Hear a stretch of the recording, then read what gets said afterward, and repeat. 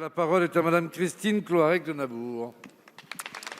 Merci, Monsieur le Président.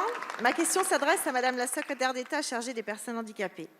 Depuis 2017, le gouvernement et sa majorité agissent pour améliorer le quotidien des personnes en situation de handicap et construire des politiques publiques plus inclusives. L'inclusion, c'est différent de l'intégration. C'est la société qui doit s'adapter à la différence, s'adapter au handicap, quel qu'il soit. Agir sur le quotidien des personnes en situation de handicap, c'est aussi et surtout agir sur le regard que nous leur portons. Sur ce point, je crois qu'il est important de rappeler quelques chiffres. 35% des Français estiment qu'une personne en situation de handicap n'est pas capable de travailler. 31% pensent qu'il vaudrait mieux éviter qu'elle ait des enfants. Ces chiffres montrent que les préjugés demeurent. Il nous faut agir pour les 12 millions de personnes qui vivent avec un handicap, soit un Français sur 5. Il est fondamental que les personnes handicapées puissent accéder aux dispositifs de droit commun, aller à l'école, être formées, s'insérer dans le monde du travail, mais aussi avoir accès au logement, au sport, à la culture et aux loisirs. Les discriminations sont ancrées et constituent la première cause de saisine du Défenseur des droits.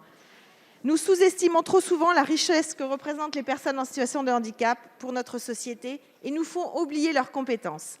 Les Français se sont émus devant les performances des athlètes aux derniers Jeux paralympiques de Tokyo. Ils ont vu leurs performances avant leur handicap. Il est temps de sortir des discours vulnérabilisants et de regarder la personne pour ce qu'elle est, plutôt que de regarder son handicap. Madame la ministre, hier, vous avez lancé la campagne nationale de communication « Voyons les personnes avant le handicap ». C'est un message fort et un message attendu. Depuis la loi de 2005, aucune campagne gouvernementale sur le handicap n'a été déployée pour mobiliser les citoyens. Pourtant, c'était une des recommandations de l'ONU dans son rapport de 2016. Pouvez-vous nous dire quelles actions concrètes seront envisagées pour changer une fois pour toutes le regard de la population sur le handicap? Je vous remercie. Merci, chers collègues. La parole est à Madame Sophie Cluzel, secrétaire d'État chargée des personnes handicapées. Merci, Monsieur le Président, Mesdames et Messieurs les députés, Madame la députée Cloarec. Oui, nous avons lancé hier une grande campagne qui va durer plus de 4 mois, à 360 degrés, sur l'ensemble des médias, télévisés, radio, presse, affichage, digital, réseaux sociaux, du 18 octobre au 4 janvier. 100% accessible, bien sûr, c'est un investissement fort du gouvernement, car il était temps, en effet, depuis 15 ans, de pouvoir communiquer sur ce changement de regard.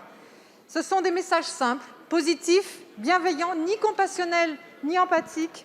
Cette campagne a vocation à jouer un rôle moteur dans le changement du regard. Il y aura des temps forts, je vous rappelle la Semaine européenne de l'emploi des personnes handicapées avec le Duo Day le 18 novembre, la Journée internationale du 3 décembre des personnes handicapées, et puis aussi pendant toutes les vacances scolaires, ces messages seront sur le cinéma car nous devons toucher les jeunes et leurs familles qui sont des véritables piliers du changement de regard. Elle se compose de 3 films réalisés par Yvan Attal, conçus pour interpeller le grand public sur ce qu'il connaît ou croit connaître.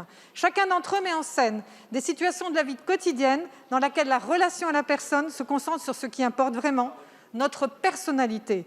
Elle s'accompagne de photographies faites par Sylvie Lancrenon pour parler du handicap visible et invisible. Elle fait feu de tout bois avec 7 interviews format web télévisé réalisées qui pourront permettre cet échange à disposition des associations et des personnes elles-mêmes sur tout le territoire. Vous le voyez, notre objectif est d'aller vers tous les Français, de les interpeller, de les mobiliser pour qu'ils deviennent pleinement acteurs du changement de regard porté sur les personnes handicapées. Voyons la personne avant le handicap. J'en suis convaincue. Ce sera un important levier pour faire tomber les préjugés. Et vous l'avez rappelé, le handicap est souvent la première cause de discrimination. Alors voyons les personnalités des personnes avant tout. Je vous remercie. Merci, Madame la Ministre.